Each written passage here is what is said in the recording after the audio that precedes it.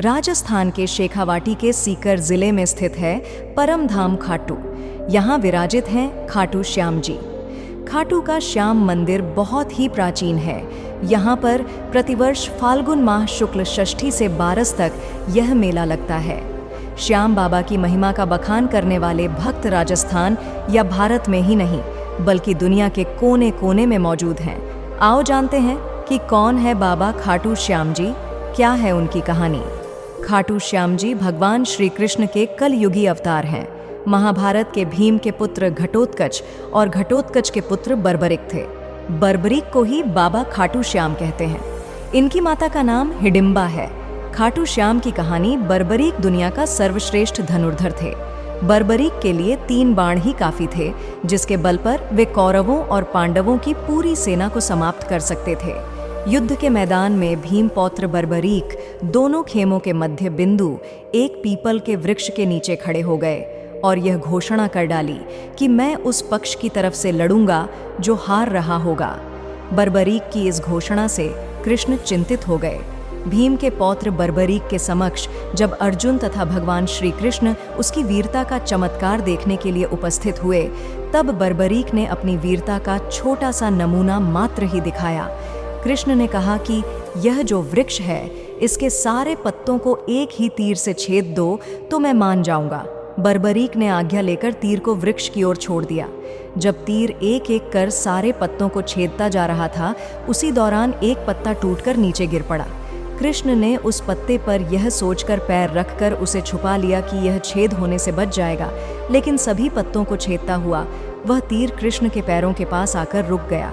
तब बर्बरीक ने कहा कि प्रभु, आपके पैर के नीचे एक पत्ता दबा है, कृपया पैर हटा लीजिए, क्योंकि मैंने तीर को सिर्फ पत्तों को छेदने की आज्ञा दे रखी है, आपके पैर को छेदने की नहीं। उसके इस चमत्कार को देखकर कृष्ण चिंतित हो गए। भगवान श्री कृष्ण यह बात जानते थे कि बर्बरीक प्रतिज्ञावश हारने वाले का साथ देगा।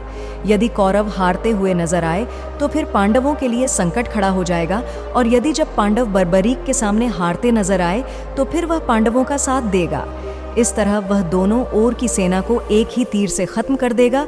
तब भगवान श्री कृष्ण ब्राह्मण का भेष बनाकर सुबह बर्बरीक के शिविर के द्वार पर पहुंच गए और दान मांगने लगे। बर्बरीक ने कहा, मांगो ब्राह्मण, क्या चाहिए? ब्राह्मण रूपी कृष्ण ने कहा कि तुम दे न सकोगे। लेकिन बर्बरीक कृष्ण के जाल में फंस गए और कृष्ण ने उससे उसका शीश मांग लिया। बर्बरीक द्वारा अपने पितामह पांडवों की विजय हेतु स्वेच्छा के साथ शीशदान कर दिया गया। बर्बरीक के इस बलिदान को देखकर दान के पश्चात श्री कृष्ण ने बर्बरीक को कलियुग में स्वयं के नाम से पूजित होने का वर दिया। आज बर्बरीक को खाटू श्याम के नाम से पूजा जाता है। जहां कृष्ण ने उसका शीश रखा था, उस स्थान का नाम खाटू है।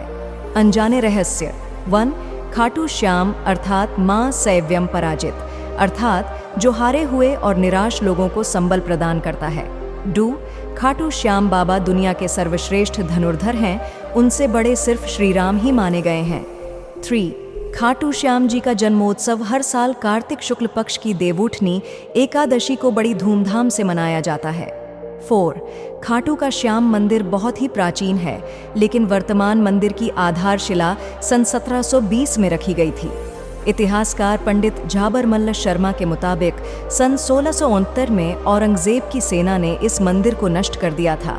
मंदिर की रक्षा के लिए उस समय अनेक राजपूतों ने अपना प्राणोत्सर्ग किया था। 5. खाटू श्याम मंदिर परिसर में लगता है बाबा खाटू श्याम का प्रसिद्ध मेला। हिंदू मास फाल्गुन माह शुक्ल षष्ठी से बारस तक यह मेला चलता है। 11 के दिन मेले का खास दिन रहता है। 6. बर्बरीक देवी के उपासक थे। देवी के वरदान से उसे 3 दिव्य बाण मिले थे, जो अपने लक्ष्य को भेद कर वापस उनके पास आ जाते थे। इसकी वजह से बर्बरीक अजेय थे। 7. बर्बरीक अपने पिता घटोत्कच से भी ज्यादा शक्तिशाली और मायावी था। 8.